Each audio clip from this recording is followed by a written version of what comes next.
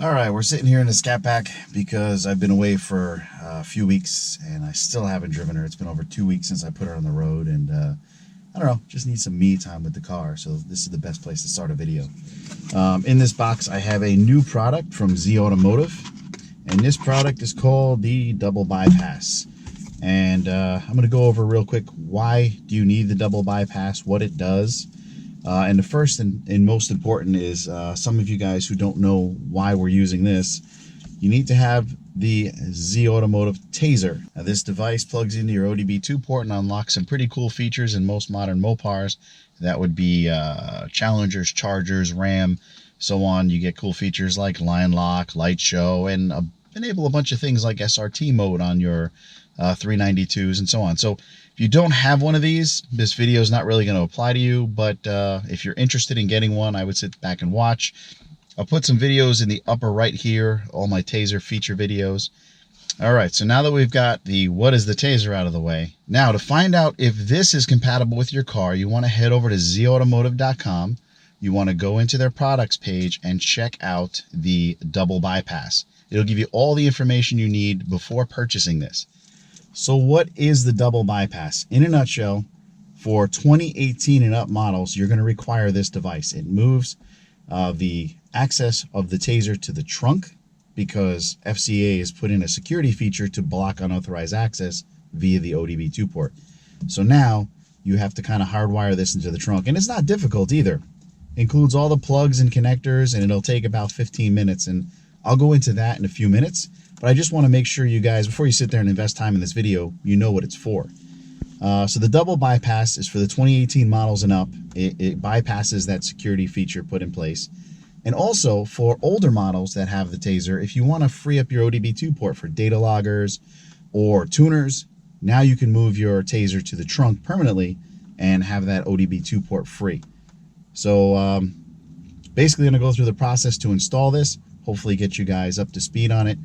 And don't forget, if you are purchasing this, you can use the WorkPlayDrive discount code and get 5% off your order. All right, so let's get started. All right, so the first step in this process is to remove all the junk from your trunk and the trunk liner. And for those of you with the back seats, there's Velcro strips there that make that difficult. So you want to flip down your seats and release the Velcro. So we're going to go ahead and do that, get the junk out of the trunk, and then we'll pull out the trunk liner. You're going to want to release the Velcro and just pull it back. Get it off of this. And then just lift up your trap door and just pull this whole thing out. Okay, so now we're in the trunk. Just familiarize yourself. We've got the fuse box here, battery here. The ground lug we're going to be utilizing is right there. And the area that we're going to be working in to wire it in is right there underneath that flap. So let me get the camera in a nice position. I'm going to kind of work my way from the battery to the spot. We'll pin the camera down right here. Hopefully you guys get a good view. And what we're going to be doing is we're going to pop out this clip right here. We have a clip removing tool. And this is one of those Christmas tree clips.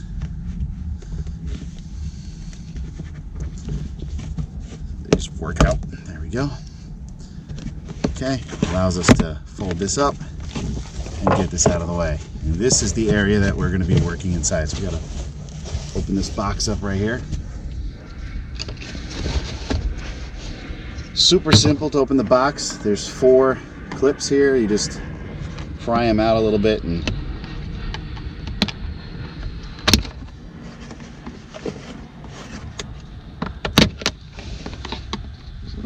that's it. Just pop them out a little bit. All right. And inside here you can see the bus. So I'm going to bring the camera in for a closer view. We are now in the back seat of the car. There's the seats. We're looking down on this piece right here. And this is the bus where you're going to actually plug into.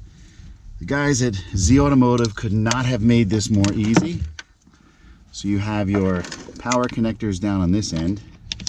And on the opposite end, we have these 2. Can anybody guess where the white one goes and where the green one goes? It's pretty cool. You have a wide open slot right here. So you just want to lift that up. Move the wiring out of the way. Now I haven't been in here. It's generally this messy, I guess, from the factory, so that's pretty cool to see how lovely their wiring is. So it looks like you can see the connector here. You got this little chunk that sticks out. That goes down. Put that in right there. Make sure you don't get hooked on any of the messy wires that are in there. Click it in place. Here, a good solid firm click, you know you got it. Same thing with the other one. You've got that big chunky piece here. You just want to make that go down to the bottom. And just pick an open slot and click it in place. That's it. You are now wired up in here. So what I want to do is get a little strain relief. I'm going to put the wires up here, get them, you know, nice here. Run this out over here, and we can now seal up this box quickly and easily. 1, 2, 3, 4. Oh, of course, that last one's not going to be easy.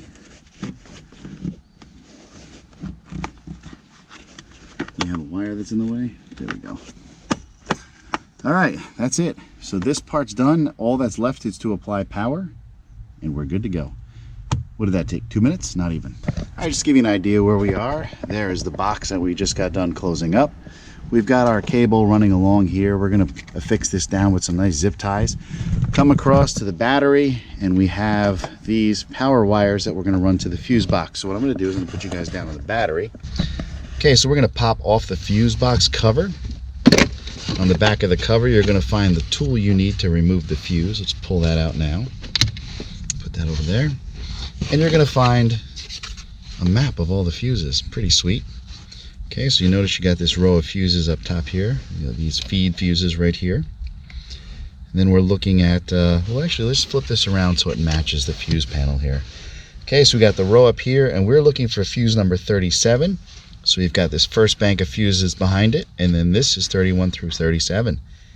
Now 37 is the radio fuse. It's a 20 amp fuse. This is the fuse you want to pull right here. So the second 20 amp fuse from the end. I'm going to grab that with the tool, and we're going to pop that sucker out. Piece of cake. Now that we've popped that fuse out, we're going to place it inside the holder that comes with, now this is a fuse tap, and it comes with the double bypass. All right, so we're going to pop that fuse in there.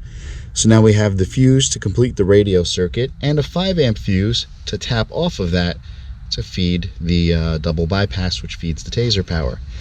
Okay, now we're going to put that fuse back inside. So the fuse tap goes right back in there. Nicely done. Fits well, doesn't get in the way. And we have our line, which we can route outside the main tap here. All right, so what we're going to do is we're going to take the double bypass line and we're going to plug that in. Going to make sure that there's no bare wire sticking out. So we've got insulation to here, insulation to there, and we're just going to run that out the side. Just hold it in place there, run that out the side. Perfect. Now we're going to deal with the negative wire. So off over here we have a negative tap, and that's got a 10 millimeter on it. So what we're going to do is we're going to loosen up that 10 millimeter. We're going to slide in the negative, and we are done. All right, now we're going to focus on the negative tap here. We got a 10 millimeter. I'm going to break that free. Okay. Going to open it up just enough to slide in the negative terminal, or the negative clip for the double bypass. Slide that right in there. Perfect. And we'll tighten that back down again, nice and snug, so we have a nice solid ground connection. Done deal. All right, so at this point, all that's left is to neaten up your wiring. So I'm going to go ahead and worry about that later. You guys don't need to see that part. But what we're going to do is we're going to move the camera back a little bit. Okay, so we're back here. We're just going to go ahead and push the wiring down here. We're going to make sure the wiring exits the fuse box without getting crimped or cut in any way. Okay, now what we have left is we have our connector here, and what we're going to do is we're going to plug our TaZer in. my recommendation would be to, oh, look at that, we got our telltale blinky lights there, so showing that the TaZer's active. All right, I would recommend you know, using some Velcro or double sticky tape to hold this piece down somewhere in this area. For now, I'm going to place it in my, you know, my little protected area over here, and I'll find a place to secure this to. But I wouldn't let this just dangle around inside your trunk. It's always a good idea to secure it to something, even if you throw some zip ties through here and just, you know, so you have it like nice and tight right there. That's actually a pretty good idea. Yeah, so just make sure you secure it down really well. All right, so it's installed. We're done. Let's see what exactly happens if we go and try and do a light show. I don't mind the car. It is a total train wreck. Let's go with a light show, because doing a line lock in my driveway is probably not the best idea. There we go. TaZer is now connected. That's my favorite light show right there. I've got all the main lights off and just a little flicker. Just a little flicker. I don't even know if I can capture it. All right, now that we know everything works, we've got the cover back on. We're gonna move all our tools, make sure the area is clean. I'm gonna put all this stuff back together again. All right, so we're going to put our Christmas tree clip back in right here. Actually, let me find out, does this go underneath or over the top? Yeah, let's get this underneath first. There we go. Now we'll put our Christmas tree clip back in place. There we go. And we're good to go. Let me clean up my wiring for my dash cam.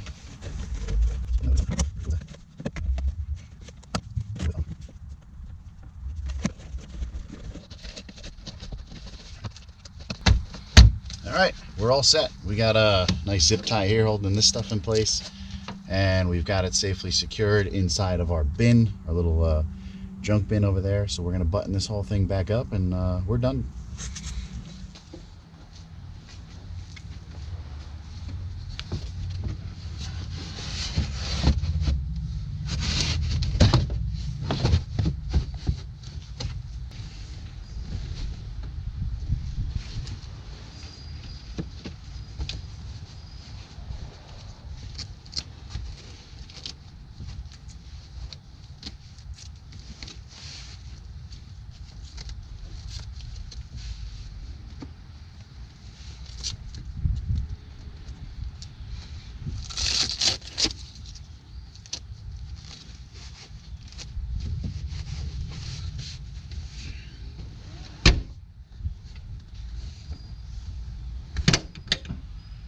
All right, so the install is complete. It took about 15 minutes. All you need is a 10mm socket, and everything else is included in the kit. You get the double bypass wiring harness. It's got the 2 bus clips on it. Also has the fuse tap and the fuse already in there for it. So the install is super simple, as you can see. All right, so again, for those of you with 2018 and up, you're going to need this device to bypass the security they put in place on the ODB2 port. So basically, you're going to have to relocate your TaZer to the trunk to get it to work. Those of you with 2017 and under, check zAutomotive.com for compatibility to be sure. But for most of you, we can move our TaZers to the trunk to free up that ODB2 port. So for my 2015, fully compatible, move the TaZer to my trunk, and now I've got a free ODB2 port for data logging, for track days, for everything, because from what I'm seeing is if you throw a Y connector on there, you're going to get some lag or some delay. So this frees up that port, makes things easier for me, and it's a clean install. Nobody can see it. Nobody knows it's there. Pretty awesome. All right, so anyway, for those of you looking to purchase a double bypass and or a TaZer, go to zAutomotive.com, check compatibility, make sure it's compatible for your car, and go ahead and pick one up. Don't forget to use discount code WorkPlayDrive at checkout to save yourself 5%.